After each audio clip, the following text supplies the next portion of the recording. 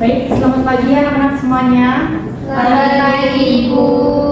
Sebelum kita mulai pembelajaran pada pagi hari ini, mari kita berdoa menurut keyakinan masing-masing. Silakan dipimpin doa buat ketua kelasnya. Baiklah teman-teman, sebelum mengawali pelajaran hari ini, mari kita berdoa menurut kepercayaan masing-masing. Berdoa, mulai. Berdoa tak tenang saya.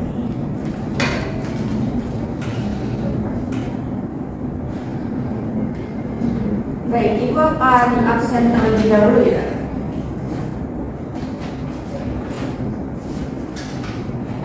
Tasya Hawa, Hadir, Ibu. Fani Adit ya, Hadir, Ibu. Laila Majna, Hadir, Ibu. Putri Ani, Hadir, Ibu. Nia Kusnol, Hadir, Ibu. Krisna, Hadir, Ibu. Gita Giovanni. Hadir, Ibu. Oke, hadir semua ya.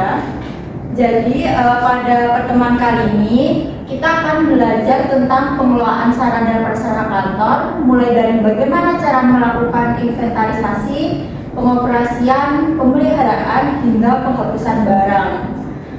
Materi ini tuh penting karena dalam dunia kerja kita harus tahu bagaimana cara untuk mengelola barang kantor agar semuanya berjalan dengan efisien dan tidak menimbulkan kerugian. Sebelum dimulai, coba bayangkan terlebih dahulu jika dalam sebuah kantor pasti memiliki banyak peralatan, misalnya komputer dan mesin fotokopi. Apa yang akan terjadi jika barang-barang tersebut tidak tercatat atau dirawat dengan baik? Ya, saya Ibu. Silakan. Mungkin barang-barang itu bisa hilang atau rusak, Ibu. Ya, betul sekali. Maka dari itu kita perlu belajar cara untuk mengelola sarana dan prasarana kantor dengan baik. Sebelum kita masuk ke materi lebih dalam, saya ingin bertanya, kalau kita bekerja di sebuah kantor dan ada barang yang sudah rusak, bagaimana cara kita menangani barang tersebut? Saya tahu, Ibu. Ya, Putri silakan. Kita harus melaporkan kerusakan barang itu ke bagian yang bertanggung jawab, Bu. Ya, betul sekali. Melaporkan kerusakan adalah salah satu langkah yang perlu diambil. Nah, untuk itu kita perlu mengetahui bagaimana cara melakukan inventarisasi dan perawatan yang baik agar barang tetap berfungsi dengan optimal. Di sini udah ada PowerPoint ya, pengoperasian, pemeliharaan, penghapusan sarana dan prasarana kantor. Jadi pengertian dari sarana dan prasarana adalah sarana peralatan yang digunakan secara langsung dalam proses pekerjaan administrasi kantor seperti komputer, mesin fotokopi, dan telepon.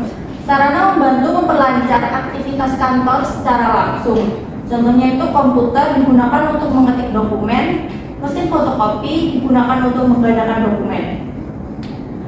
Yang selanjutnya itu prasarana. Prasarana adalah fasilitas pendukung yang bersifat tidak langsung tetapi sangat penting untuk kelancaran kerja seperti gedung, ruang arsip, dan jaringan listrik. Contohnya, ruang arsip digunakan untuk menyimpan dokumen penting agar tertata rapi dan aman. Di sini ada contoh pengoperasian sarana perkantoran. Yang pertama itu ada komputer dan laptop. Cara menyalakan dan mematikan yaitu tekan tombol power, tunggu proses booting, dan matikan melalui menu shutdown. Yang kedua, instalisasi perangkat lunak, install Microsoft Office, antivirus, dan aplikasi pendukung lainnya. Yang tiga adalah penggunaan aplikasi Word untuk mengetik dokumen, Excel untuk data, dan PowerPoint untuk presentasi. Dan untuk contoh pengoperasian printing, mungkin ada yang ingin membacakan? Ella? Oh, Laila. Ya, silakan Laila.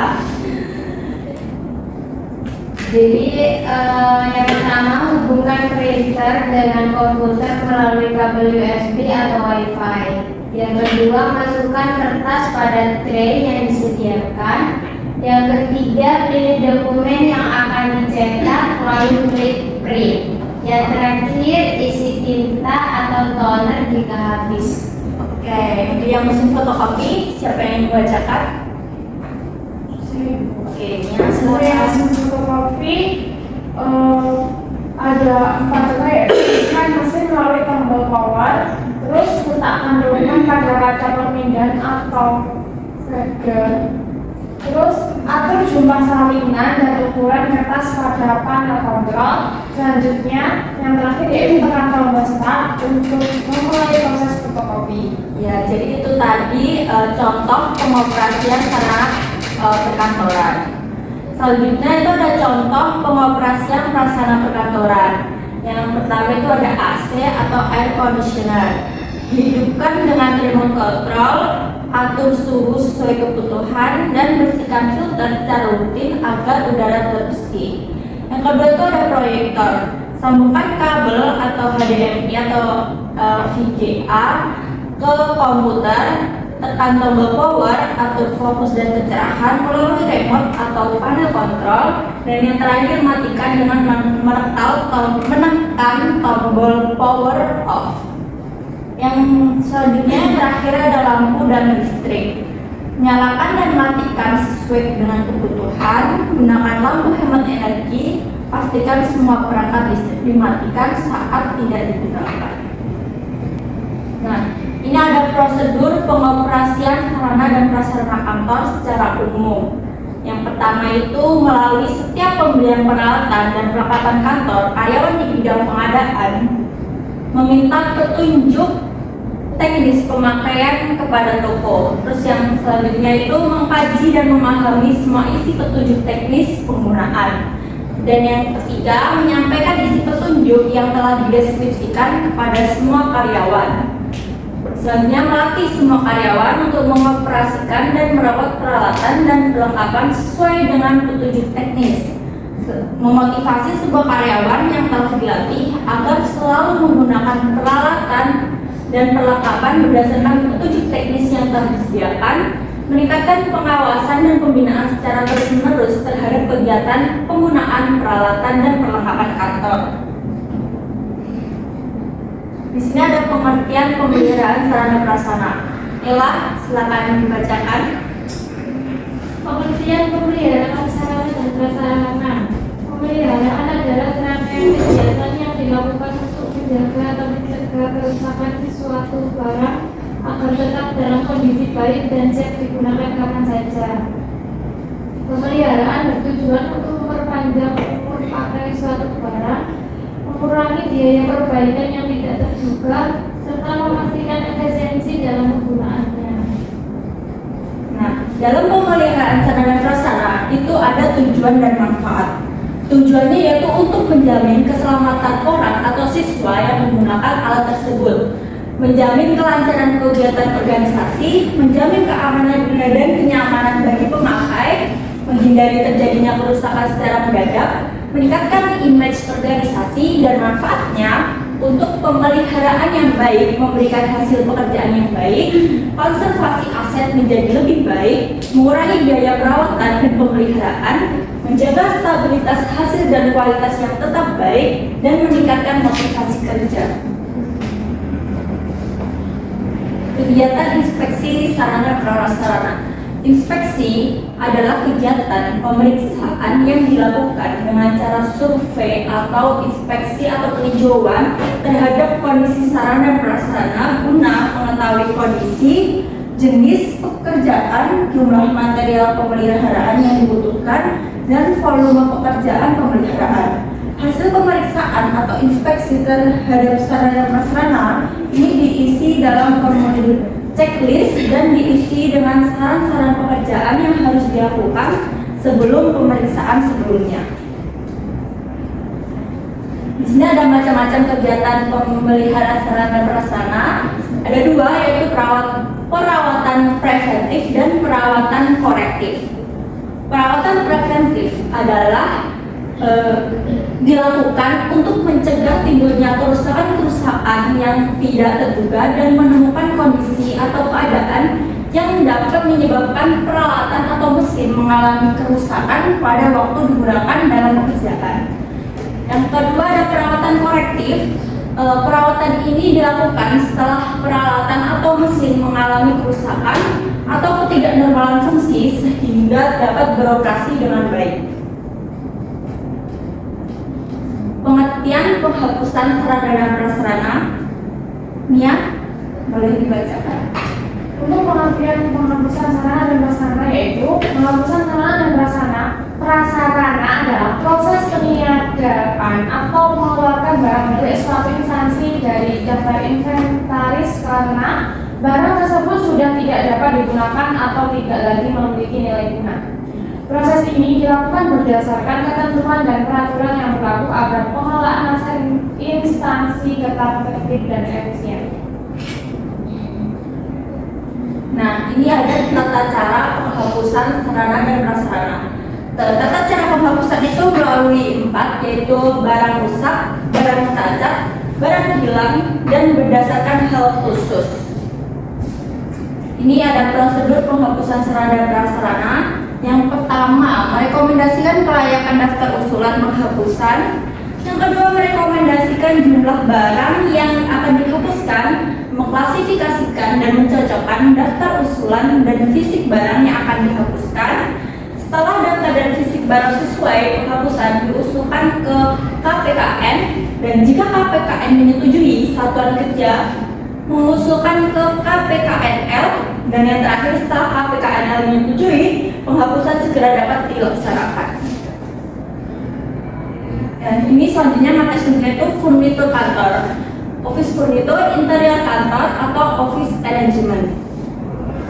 Ibu di materi ini tuh menayangkan 2 video. Yang pertama itu mengenai furnitur kantor. Jadi silahkan disimak dengan baik ya.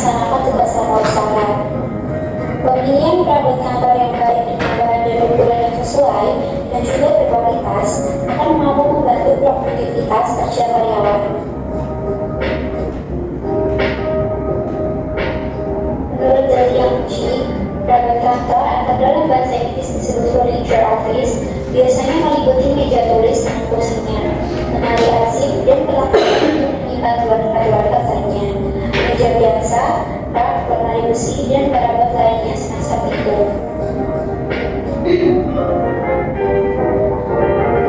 Ada juga hal-hal yang harus diperhatikan dalam memilih perawat kantor. Yang pertama, harga, kedua, kebutuhan kantor, ketiga, aktivitas perawat, keempat, multifungsi dan fleksibilitas, dan yang kelima adalah ukuran yang sesuai. Pertama adalah meja. Meja kantor umumnya harus memiliki beberapa syarat supaya penggunanya nyaman menggunakan meja tersebut, sehat dan aman. Nyaman maksudnya tidak terlalu tinggi dan tidak terlalu pendek, serta tidak terlalu lebar supaya memudahkan mengambil dan lipat. Kedua adalah sehat. Sehat dalam artian meja tidak memiliki permukaan yang menyilaukan, sehingga jika permukaan meja menyilaukan akan membuat mata sakit. Dan yang terakhir adalah aman. Aman dalam artian permukaan meja tidak kasar, karena jika kasar bisa membuat orang tergores.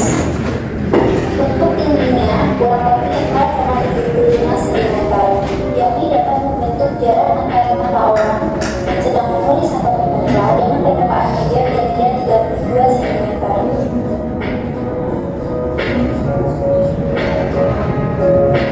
Yang pertama adalah meja staff. Meja yang biasanya digunakan oleh staff, terutama di bagian administrasi dan tata usaha.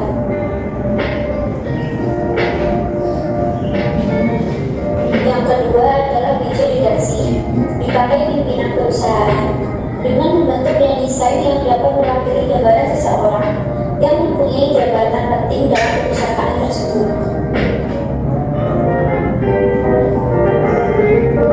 Ketiga ada meja rapat. Meja rapat biasa digunakan saat ada pertemuan rapat.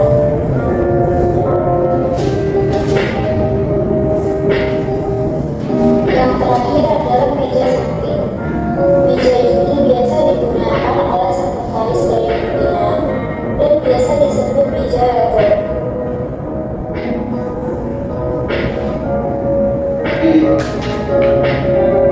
Perangkat kantor yang kedua adalah kursi.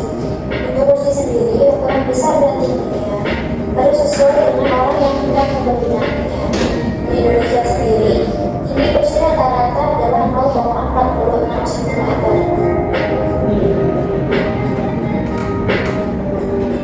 Pada PowerPoint berikut terdapat macam-macam kursi yang digunakan di kantor. Yang pertama ada kursi manajer, kursi direktur, dan kursi staff.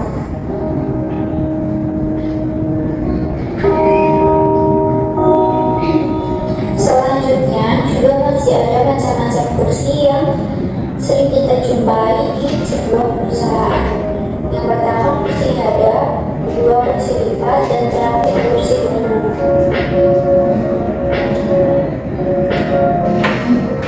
Perangkat kantor yang ketiga adalah lemari. Berdasarkan fungsi dan tujuan, lemari kantor umumnya terbiasa untuk menyimpan dokumen dalam folder agar memudahkan pengelolaannya.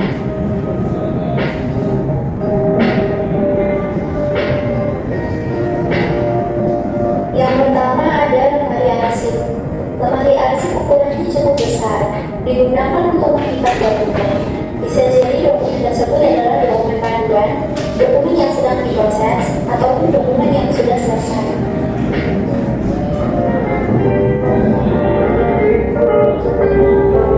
Selanjutnya ada lemari rak. Lemari rak digunakan untuk dokumen yang sedang diproses pengerjaan. Tujuannya agar mudah saat diambil.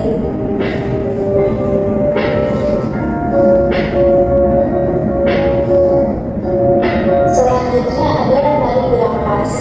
Lemari berangkas digunakan untuk menyimpan dokumen rahasia atau memiliki uang penyimpanan sementara di kantor dan memiliki kunci khusus.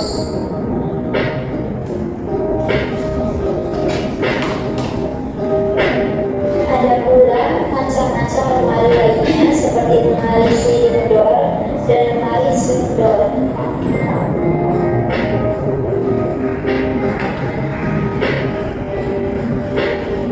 Yang kelima ada lemari laci kartu.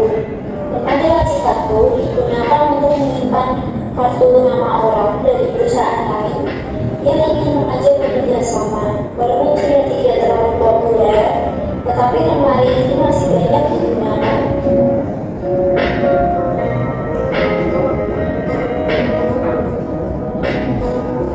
Ada pula perabot kantor yang bernama filing kabinet. Filing kabinet berfungsi untuk menyimpan format yang masih dalam proses pengerjaan.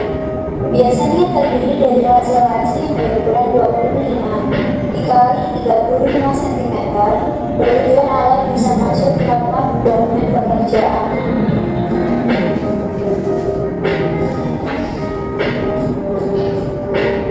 Selanjutnya ada perabot kantor yang bernama televisi. Semacam filing kabinet tetapi menyimpan arsip dilakukan secara berputar. Alat ini digerakkan secara berputar sehingga dalam penempatan dan penemuan kembali arsip tak memakan banyak tenaga.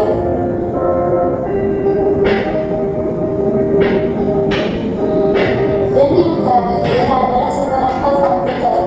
Komputer digunakan untuk membantu pekerjaan kantor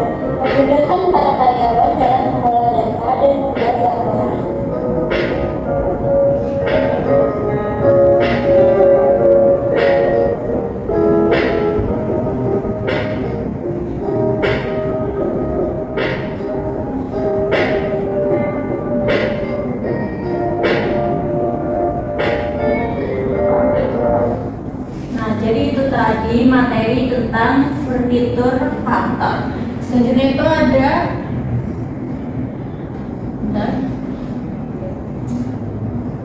ada tata interior kantor. Pastikan kalian untuk memahami dengan baik ya, karena nanti pasti di akhir ada penugasan. Sekali lagi, jika ada yang penting bisa dicatat. Bagaimana kabar kalian hari ini? Semoga kita semua dalam keadaan yang baik.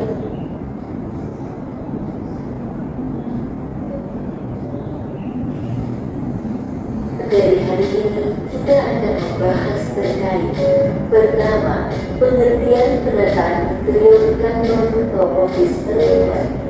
Kedua, fungsi desain interior kantor. Ketiga, konsep penataan interior kantor. Keempat, prosedur penataan interior kantor.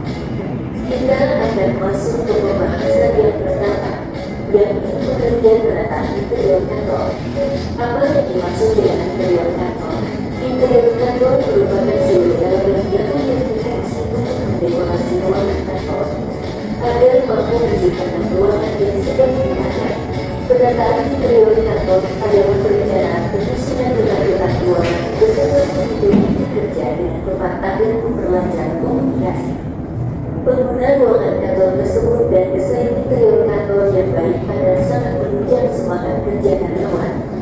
Pengguna ruangan kantor tersebut dan desain interior kantor yang baik pada sangat menunjang semangat kerja karyawan. Penataan interior tidak hanya dipandang dari manfaat estetikanya saja, tetapi juga manfaat praktis.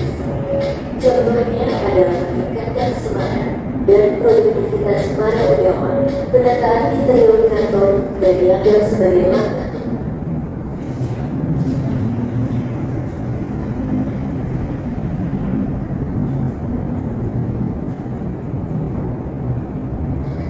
desain interior.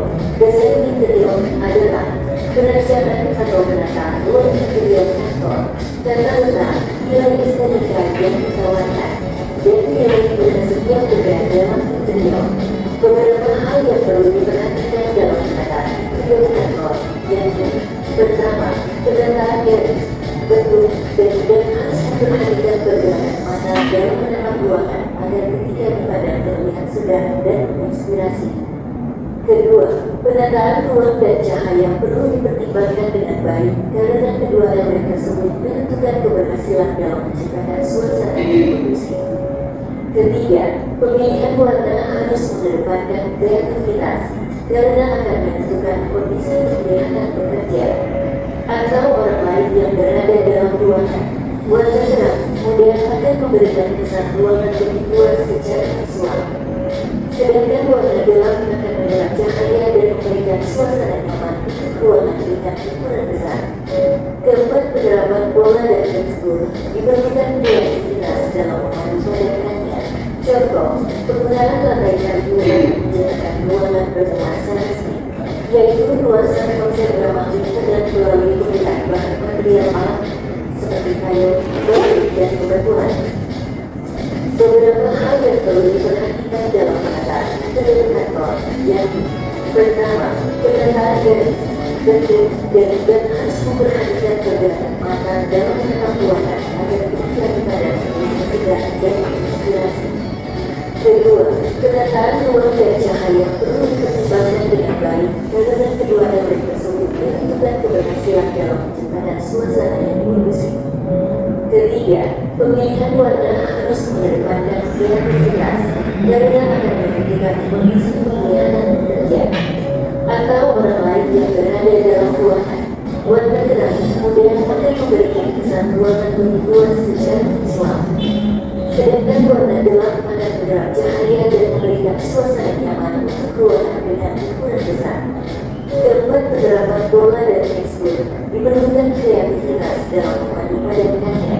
Contoh, penggunaan lantai kayu akan menciptakan ruangan bernuansa resmi, yaitu nuansa konsep ramah lingkungan melalui penggunaan bahan material alam seperti kayu, batu, dan bebatuan. Berikut ini fungsi besar interior kantor. Pertama, merencanakan keserasian interior kantor dan penyeluruhan ruang. Kedua, menghadirkan suasana kantor yang nyaman, kondusif dan membangkitkan semangat kerja. Ketiga, menjadikan ruang yang memperhatikan kebutuhan fasilitas, fungsi dan ruang gerak secara tepat. Keempat, menampilkan kesan kantor yang tetap profesional dengan fasilitas yang memadai. Kelima, melengkapi fasilitas kebutuhan ruang dengan memperlihatkan tata letak dan efisiensi dari ruang kantor. Keenam, menyediakan sarana dan prasarana untuk menunjang aktivitas perkantoran. Ketujuh, menimbulkan rasa nyaman dan puas bagi pihak yang berkepentingan dalam pekerjaan. Kedelapan, meningkatkan kualitas dan produktivitas kerja karyawan. Kesembilan, memenuhi semangat dan etos kerja karyawan ke arah yang lebih baik. Kesepuluh, memenuhi keceriaan dan hubungan antara kerja yang baik dan aman.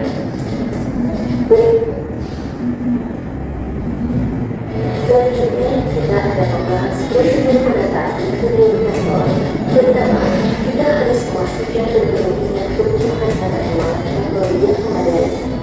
Ruang kerja para pegawai haruslah memadai, sesuai dengan jumlah pegawai yang bekerja di dalamnya, tidak terlalu sempit dan tidak terlalu luas. Penetapan ruang kerja yang tepat akan menciptakan kenyamanan dan keluasaan bergerak bagi para pegawai. Sebelum menentukan desain interior, pastikan ruangan kerja yang dimiliki telah memadai dan sesuai dengan kondisi pegawai. Kedua, kita harus menentukan desain interior kantor. Cermati jenis pekerjaan dan luas ruangan yang akan ditata sebelum menentukan desain yang cukup. Pastikan desain interior yang terpilih sesuai dengan tipe dan alat kerja sehingga dapat meningkatkan semangat kerja para pegawai. Contohnya bagi perusahaan startup yang para pegawainya untuk berpikir kreatif, maka desain yang cocok adalah desain berkonsep minimalis, bohemian, futuristik atau industrial. Ketiga, kita harus memilih furnitur dan perawat kantor yang sesuai. Jika pemilihan furnitur tidak senada dengan desain interiornya, dikhawatirkan suasana ruang kantor terkesan tidak nyaman dan tidak menyenangkan sehingga membuat karyawan tidak betah. Keempat, kita perlu memastikan segi pencahayaan, ventilasi, dan sirkulasi udara yang terpenuhi. Hal ini bertujuan agar cahaya yang terpancar cukup dan tidak berlebihan. Pencahayaan yang tidak sesuai akan menyebabkan mata menjadi cepat lelah. Sirkulasi udara yang baik akan membuat para pegawai nyaman karena pergantian udara yang rutin akan menjaga udara tetap sehat. Sekian pembelajaran hari ini. Semoga dengan adanya. Nah, jadi itu tadi materi pada hari ini.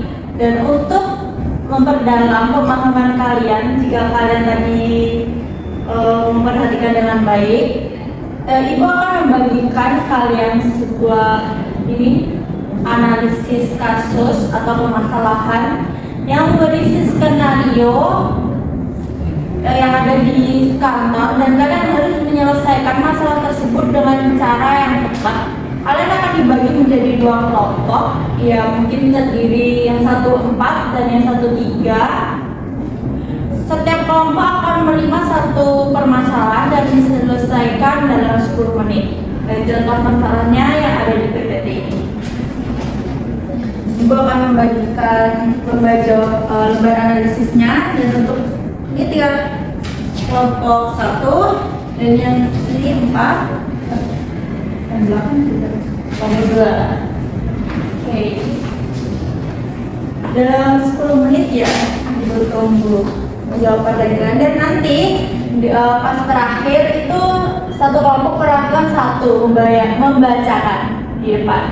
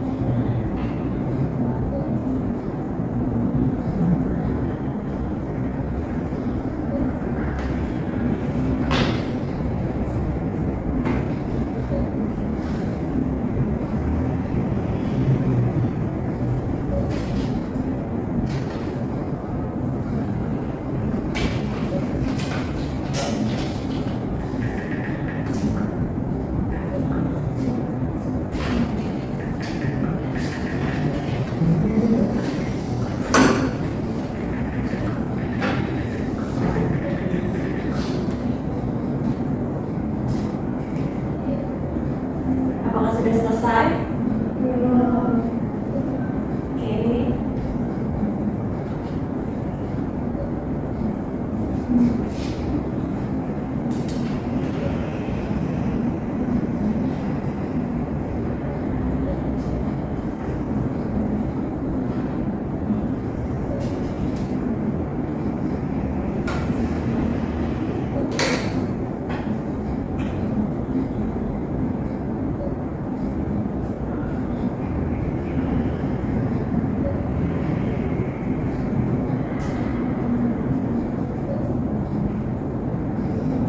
Oke, sepertinya sudah ya?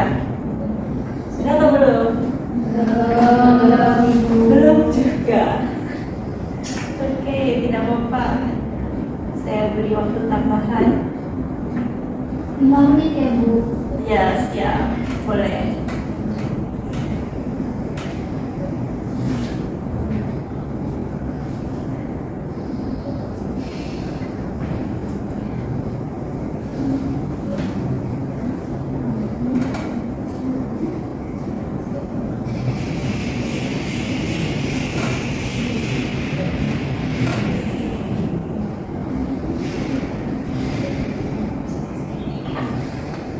Ya sudah ya. Perwakilan dari kelompok 1 dan kelompok 2 silahkan maju ke depan membacakan. Saya ya Bu. Ya, silakan maju.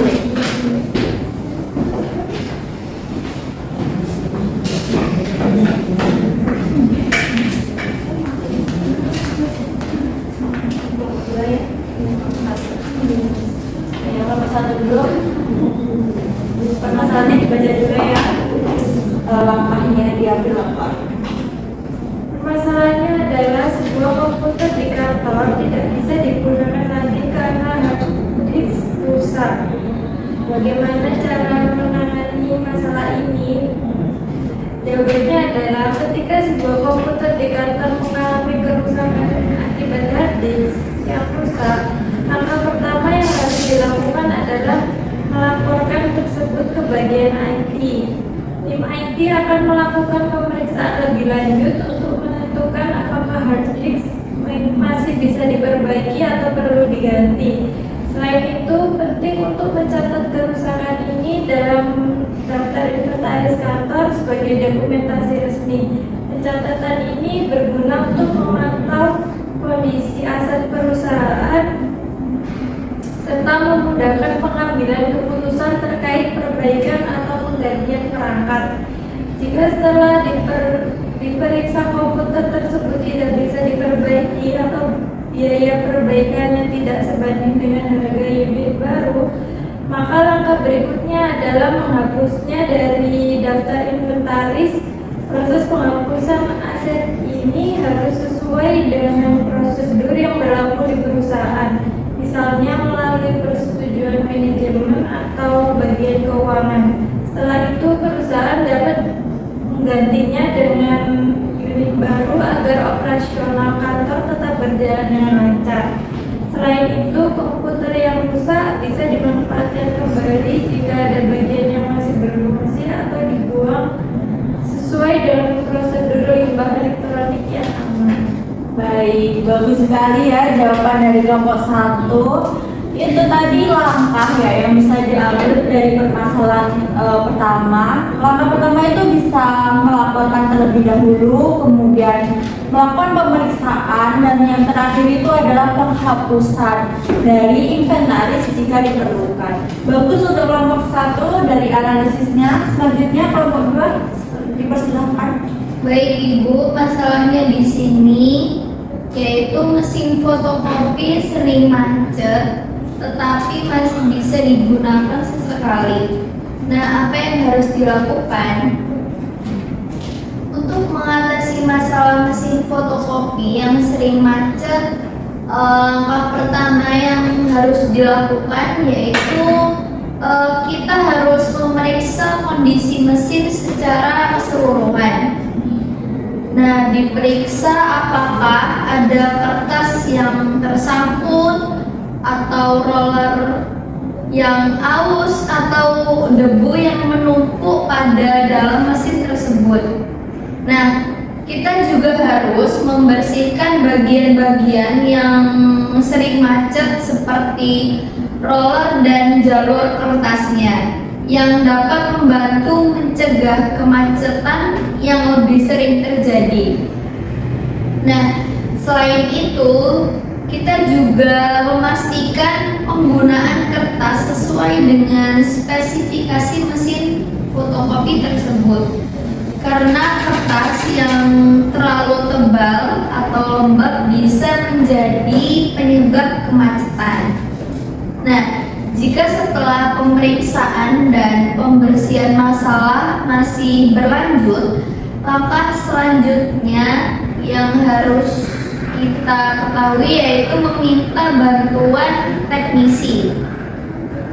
Nah, teknisi dapat melakukan pemeriksaan lebih mendalam lagi dengan mengganti bagian yang sudah aus dan melakukan pemeliharaan rutin agar mesin tetap berfungsi dengan baik. Pemeliharaan rutin sangat penting untuk memperpanjang umur mesin fotokopi dan memastikan operasional kantor tidak terganggu akibat dengan kerusakan yang lebih serius lagi. Nah, dengan melakukan perawatan secara berkala ini, mesin fotokopi dapat digunakan dengan lebih optimal dan lebih baik lagi dan dapat mengurangi resiko kerusakan di kemudian hari. Oke, bagus sekali dari kelompok 2 juga, solusi yang bagus. Pemeliharaan rutin itu memang penting ya agar mesin tetap berfungsi dengan baik. Bagus sekali untuk kelompok 1 dan kelompok 2. Putri dan Ella silakan duduk kembali. Kasih Ibu. Ya. Nah, dari analisis yang kalian paparkan tadi itu menunjukkan jika kalian itu memahami materi hari ini dengan baik ya. Selanjutnya sebagai penutup, Ibu akan menanyakan apa sih yang harus kita lakukan sebelum menggunakan peralatan kantor.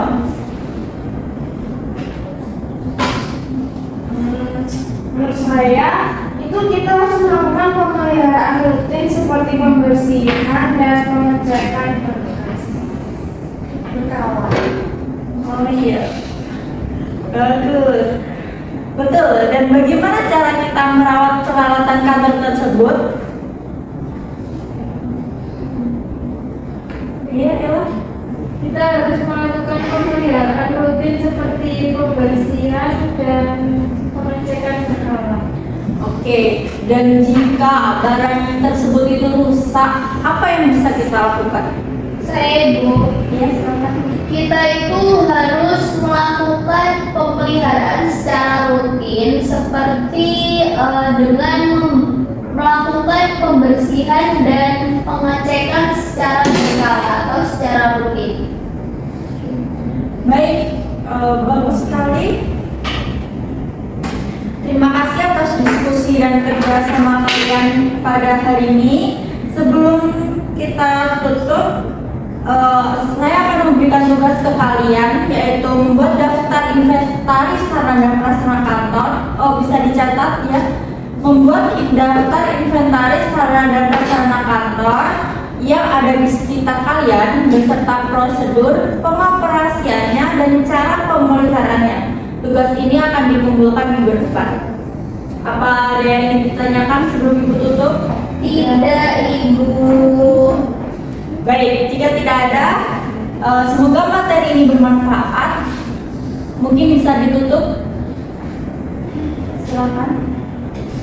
Baik, sebelum mengakhiri pembelajaran pada hari ini, alangkah baiknya kita berdoa menurut keyakinan dan kepercayaan masing-masing. Berdoa dimulai.